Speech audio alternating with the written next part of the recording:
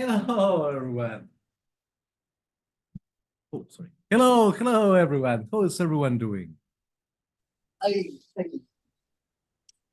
Hey, for some people, long time no see. From us. We just finished the Yoga class. How's everyone doing? Everything all right? Excellent, excellent. Glad to hear it.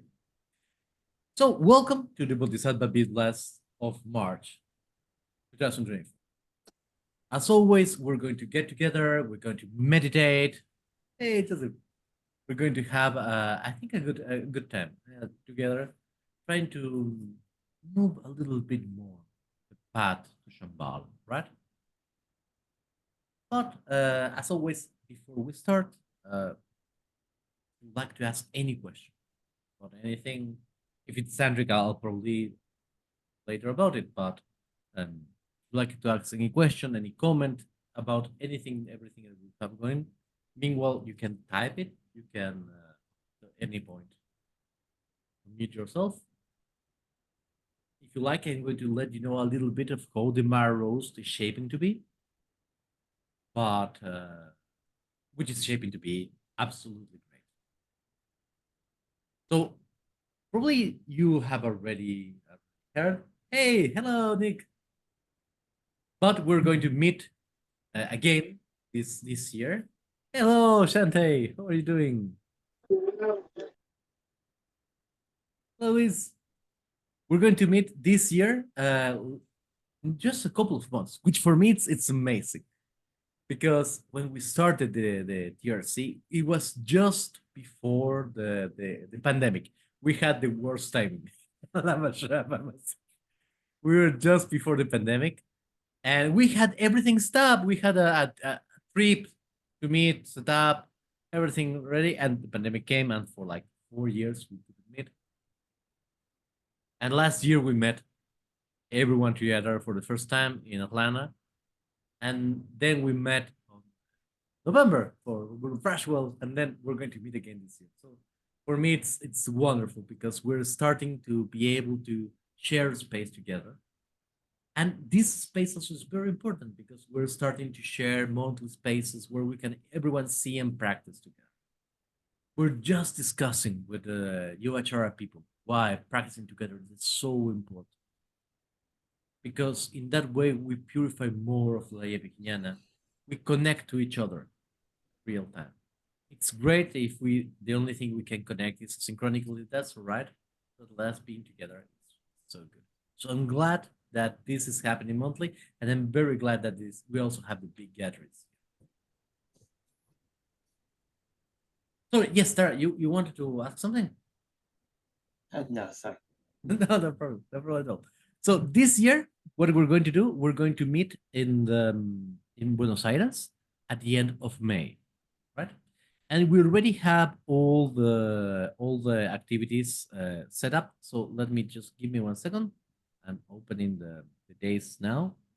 So you can, even if you aren't able to come be with us, we'll stream most of the activities, and you can join in. We're going to have a lot. So there's going to be, first of all, a root empowerment of the long self, Padesha, that was begun by Namkhana Rinpoche and continued by Lama Sherab. It's going to be, I think, the Mandarava. And it's going to be amazing. Absolutely amazing practice. A backbone of Dzogchen practice. There's going to be public talks. There's going to be a Red Sarasvati empowerment. There's going to be a teaching of 4 pujas, right? How to do different 4 pujas for pacifying, increasing, magnetizing, destroying. There's going to be a Yeshe Sogyal empowerment, a wonderful Yeshe Sogyal empowerment also. That's very much Dzogchen. But because we're also focusing a little bit on the Sarama schools, there's going to be a public workshop, sorry, not a public workshop, a workshop of Tumo and a public workshop of method of meditation within the Kagyu tradition. And there's going to be a major Wangchen, a 2-day empowerment of Chakasambara and the Gantapata 5 daily tradition, which is, let me tell you, one of my favorites, probably the most sorcerers of all the checkers and barras, because it's the one that's more concerned with all the things that you do in sorcery. The others I love. I practice myself a lot of the checkers and barras in the Shangpa tradition, right? But it is more concerned with Mahamudra and with the completion stage. This for me is a one. Oh, there's some questions with us. Some translation practitioners have special ability before learning magic. Goes, no, in this one it's not. And let me be. I want to go a little bit outside of this only this scope. I want to tell you about my experience with it in general, and then we'll go back to this question. In fact, in most cases, I would say can be a little bit of a hindrance if you have this kind of thing. Why is that? Because the ritual work, usually it's people tend to forget about it. This work.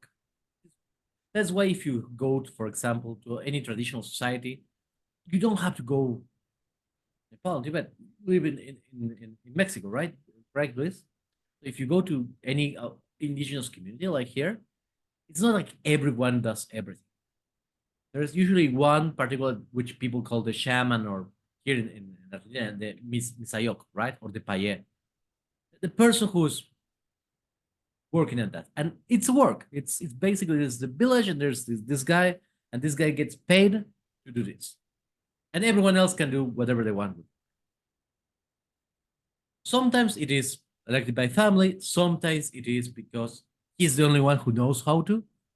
Sometimes it is because the most charismatic person in the village. Sometimes it's because nobody else in the village can be spared. You know, hey, you can't work as well we can, so you better do this. It's never this kind of thing. And in fact, when you do, it's better for you to do the work than actually wanting to have an experience. Because I think the great problem that people who work at magical things, let's call result-oriented magic, right? Is that they want to have an experience of things rather than solve something in particular. I think that's the main confusion. So there's people who come and say, "Hey, you know, I did this that you told me to do, and nothing happened. I wanted to get work, and this didn't appear. Hello." And I tell them, "Okay, so you didn't get the work." No, I got the work. I got the work. But nothing happened. And dude, you asked me for a ritual to get to work. That worked because you got to work. Yeah, but nothing happened in the ritual itself. But what was the point? Having experience? No, yes, but and this is I think something that is very important even for me to constantly think, right? Because I usually tend to be more pragmatic myself and tend to say the most important thing is that you get what you want. But most people are not like that. And there's great famous shamans or tantrikas or whatever that are really not good at magic, I would say, but they are great at providing an experience. They're absolutely wonderful. And then it doesn't matter that much if you got what you wanted or not, because you had a good time. So I would say that if you want to have experiences, if you want to have experiences, my absolutely honest, loving you with bodhicitta answer is do entheogens. Grow mushrooms, get sage, something like this. That you will have. Do ayahuasca. You will have an experience. It's no way you won't have experience. The experience might include vomiting, diarrhea, wanting to kill yourself, but it's going to be all right. It's going to be an absolute thank you. Yeah, it's going to be all right. And it's wonderful. I done it a lot myself, and absolutely wonderful. Nothing to do with actually getting something to do work. And when you want something to work, magical terms, you have to understand that the magic is part of the work, but it's not the whole work. So if you have a friend, let's say someone who comes and say, "Hey, I need help for you to gain more money," that I do, and you go and do a divination, and you see that they're part of the problem. Yes, you can do a ritual. That's perfect. You can also do the other part of the village shaman part, the shaman teacher, which is, hey, why don't you go and do an MBA? Invest time in learning, and this will come. So, and people will say, but that's not magic.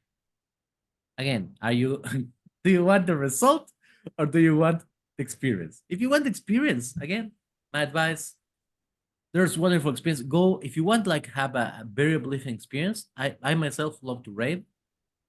Go drop 2 or 3 tablets of acids, go to a good rave where you are feel safe, and dance all the night away. Isn't that great? You will feel next day you will feel wonderful. And you can sleep 3 days after and say, "Hey, I feel so good." That's best. That's best. Oh yes, I know that people. I actually I don't do intuitions very much right now. From when I became a Buddhist, I basically do it just by dancing, and it's wonderful too. But I mean, experience is one thing, and magic is another. Also, when you do magic, the main thing for me usually, and I'm going to write, I think, because the other day I was getting a lot of questions about it. I'm going to need to write or at least do a couple of workshops on magic, general magic. The most important thing for me, Luis, is offerings. Offerings is by far the best. Yes, even if you don't visualize anything, even if you just go to an image of a deity and say, "Please have this in the most bored tone possible," day in, day out, day in, day out, then suddenly your meditation is doing offerings.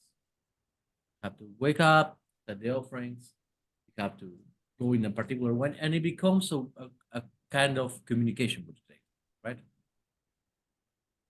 That the deity never appears to you in a dream, never appears to you in a vision, but still you do this, and when you ask something, you get it. I would classify you as a great magician.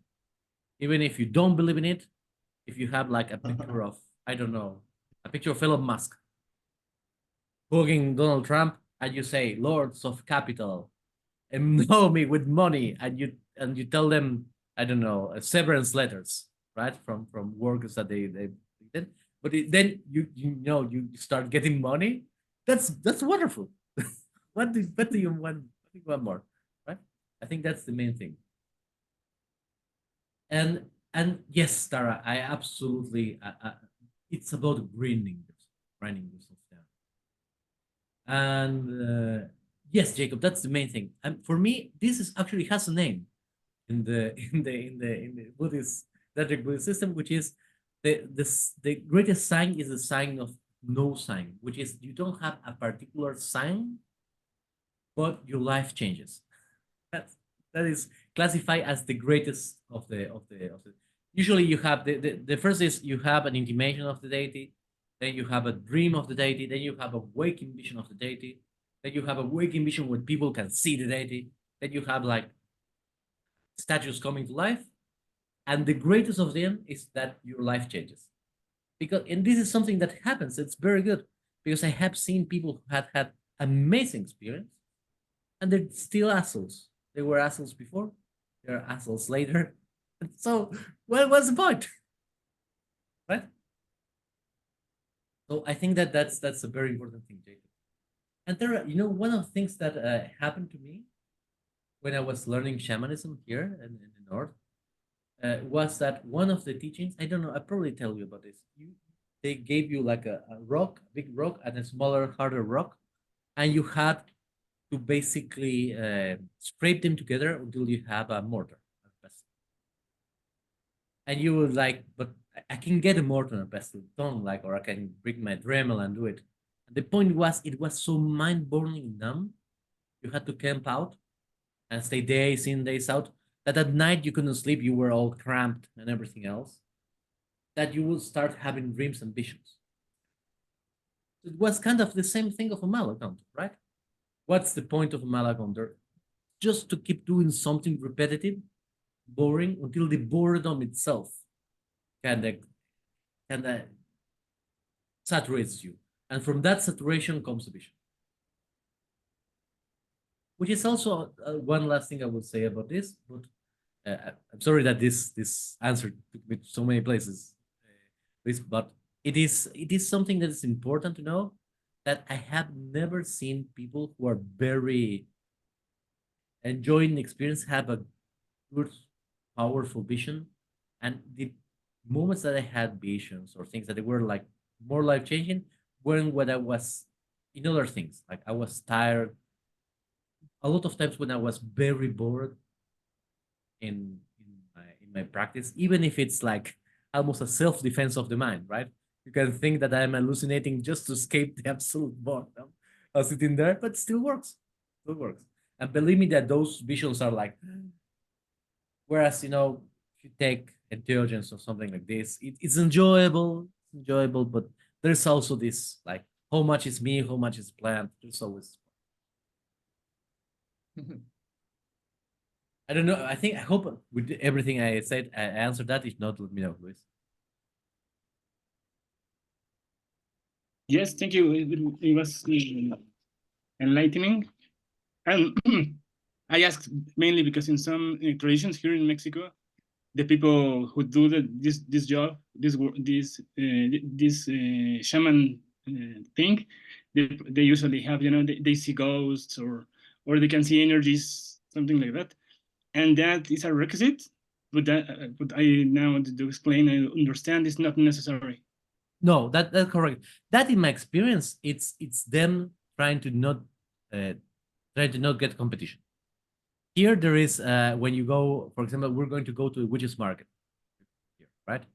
And in witches market, of course, there's a lot of witches, and there's flyers, and they always say natural seer. There's like two varieties. Is the uh, like grandchild of sorcerers. That is one. Like it comes from a lineage. And the second is like natural seer. I never had to. The spirit sold me out. I didn't want to. I was going to be a medic, but I'm just another kind of healer. And that's the two variations. And they often say this. In my experience, this is a little bit of a way to keep out the competition from market because truly sorcery magic is really not difficult. I mean, I had a lot of visions. I know how to spirit that you can learn about that. You can develop that. Yes, you can develop that. Is this a requirement? No. And in fact, magic is really easy to do. That's why it's so prevalent now. If it were like something really difficult to do, like for example, quantum computing or generative AI, that would take a lot of time. But because it is so easy to do, it's so much prevalent, and anyone can learn to do it. I guess even in a couple of work, like you're still going to have to practice a lot, but the technique of it's really not that difficult. You get a deity that you like, you get a deity that you feel that is, or a spirit or whatever it is. You do a couple of exercises to feel energy or whatever you want to call this body sensation, and then you make offerings and you give, and you ask them for things, and you pay them. That's about it. And with that, you can have a very workable magic system. And all the rest of the things like the gematria of Kabbalism, the divination of the Islamic Afridi or the yantras nervous system, it is nice, but it is not necessary. Still nice though. So don't worry. If you don't see anything, if you see things, great. Don't get distracted by them. If you don't see anything, great. Anyway, you won't have distractions. That's even better. So let's start. Let's do a brief meditation. Let's do a brief meditation all together. I think we can do a kind of a variation of the meditation that we did, a very nice meditation that we did just in the Yogacara system, which is kind of what we call the wave breathing, right? So what we're going to do is the following. We're going to just relax, and I'm going to show you an image. We're going to use an image of a particular form of Buddha, right? Which appears in Lankavatara. But let me see if I have it somewhere. Do I have it? No. Give me 1 second where I have it. Right, here it is. Oh no, it's not that one. Here it is. I'm going to do the Buddha's appearance in Lankavatara. And the idea is what we're going to do, we're going to imagine him. And one thing that we're going to do, oh, sorry, Tara was saying, some people figure out to magic. Oh, yes, yes, yes, I totally understand. For me, it kind of waxes and wanes. I know that the good thing is I know that my feeling color read doesn't really affect it. It's just my internal dialogue, right? You still can work. You can be like the most ardent materialistic and still work magic. That's wonderful. And I'm very much like you, Tara. What I do is I make offerings everywhere, and it's like, thank you. Do you want anything? You want? No, I'm good. And just by doing that, it creates a lot of credit to your God, so to speak. So what we're going to do, we're going to relax. We're not going to take refuge because this is an open thing. So it's going to be like visualizing Buddha. We're going to visualize the Buddha in front of us, right? And we're going to visualize all beings, every single being that they are, before us and before the Buddha. So between the Buddha and ourselves, there's like waves of beings, numberless. And the Buddha is gigantic. It's like an Evangelion figure, right? It's like this massive thing. And the Buddha is going to breathe out. And while the Buddha is breathing out, all the beings that are closer to him towards us are going to breathe in, almost like wave. And then they're going to reach out, and we're going to feel ourselves filling with this Buddha energy. And then all the beings are going to breathe out their problems, their obstacles to the Buddha, who's going to breathe in, like waves of darkness coming in, and we're going to also breathe out. So it's going to be like a wave that comes up to us of Buddha energy, and a wave that goes out of obstacles. And the Buddha is going to take those obstacles and through his wisdom transform them into Buddha energy. It's not going to burn them, it's not going to make them disappear, it's just going to transform them into cities. And we're going to do this wave breathing a couple of times, and then we're going to slow it down a little bit more until we can hold just for a couple of seconds the Buddha energy, and we're going to feel permeated in every single one of our pores. And then we're going to just do it again. Does that make sense? I'm going to guide you through it. Excellent. So let's find something that is relaxing, a posture that you like. Sorry, put my mic a little bit closer. We can just focus on the breath just for a little bit to relax ourselves.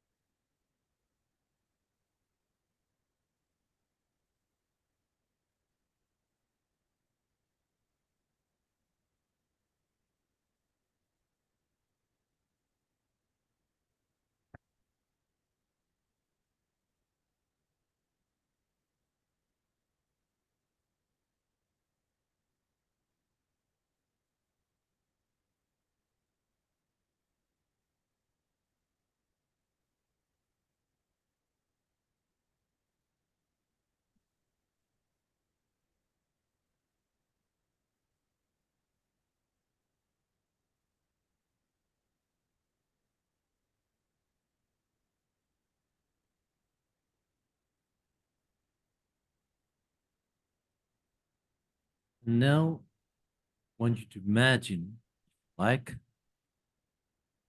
in front of you, rows and rows of beings, human, non-human, it doesn't matter. Just imagine rows of beings up to the horizon. They are all sitting, looking up to the east, as if waiting for the rising sun.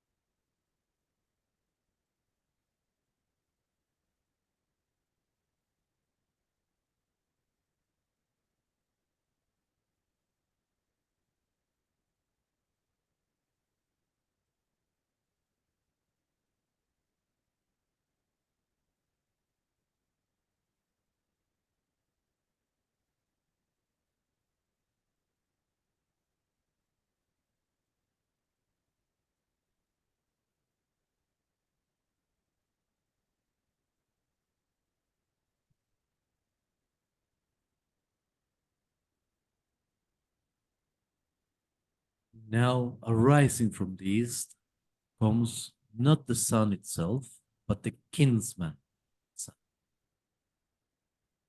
Buddha Shakyamuni, gigantic size, with a sweet smile on his lips, watching us all as a compassive father.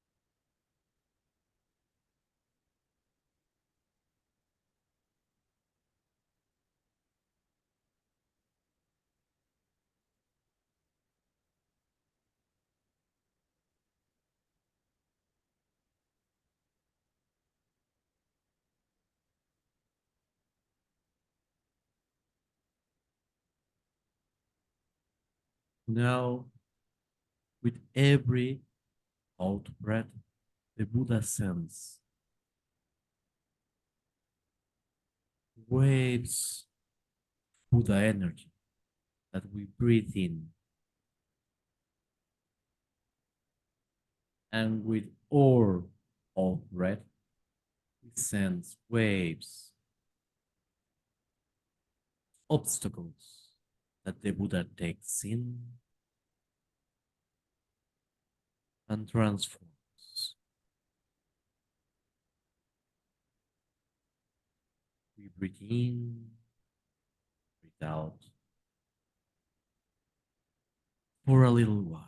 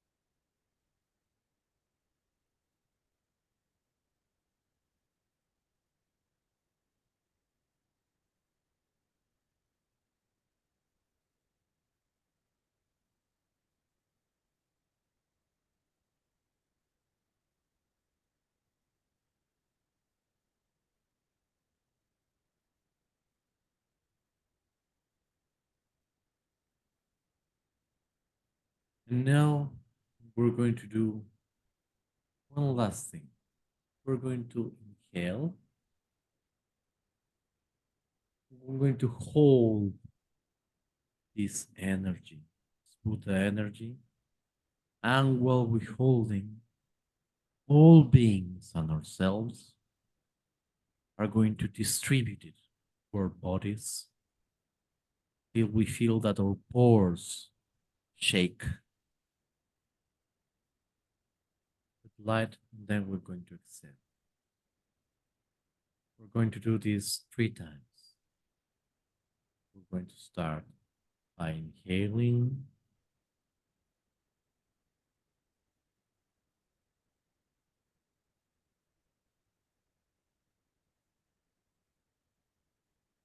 holding and distributing,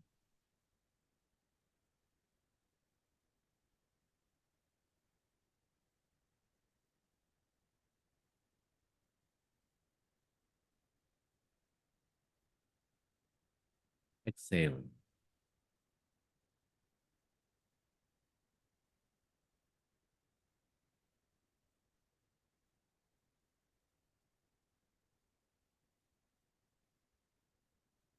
Inhaling,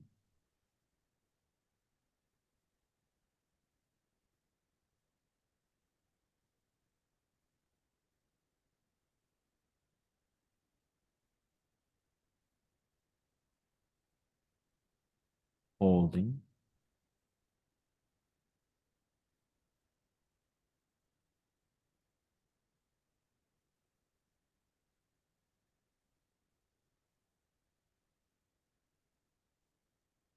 exhaling.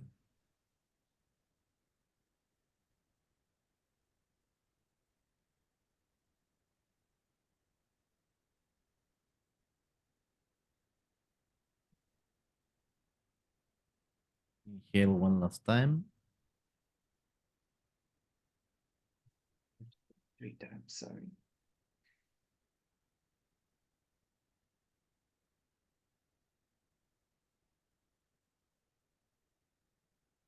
Hold,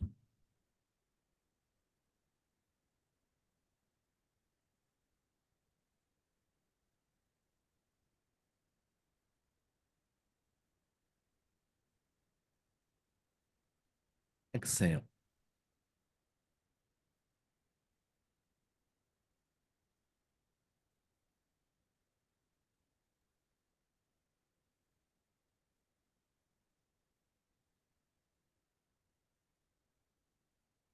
Now we visualize that all beings, we mean all beings,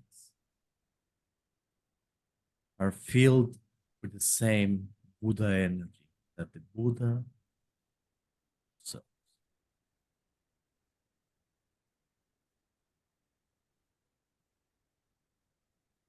And keeping this conviction that everyone has the same Buddha nature, then we open our eyes. Oh.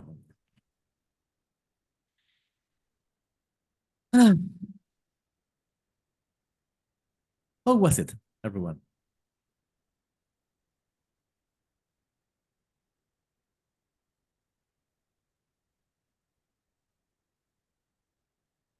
Excellent. I'm glad to hear it. It was great. At one point, my eyes were closed, just like pointing upwards, and lots of sensations of light and stuff like that. That is great. Usually, when the eyes go up, you start seeing flashing lights. This Yeah. is traditionally called a sign of Jinlap. Jinlap, it's blessing, right? It's the scent of blessings. Don't seek it out. My advice is don't seek it out. It will happen by its own. It means that you're connecting with the lineage itself. Just relax, and at some point it will kind of go away, and you're like, "But I like the flashing lights." But it's all right. It's part of the connection, so to speak. Once it is connected, it's all right. But I'm glad it's happening. Excellent. Well, you can use this meditation. You can use whichever other meditation you like. My only request for you is, if you can, keep doing these kind of practices that establish the importance, right? Establish the nearness of the Tathagata Karma for all beings. It doesn't matter if you do it by this or by any other means. You have this conviction that is a root of enlightenment. And there is not other question or the other comment, then I thank you so much for sharing this space with me. Next month, we'll have a longer space. We'll have our quarterly Nirvana Overdrive, where everyone will present something and we'll do it like 2 or 3 hours. So bear in mind, and for the first weekend of April, if you can schedule a couple of hours more, because we're going to have a lot of things. And I'll be seeing you very soon. Thank you so much, and Sarva Mangalam.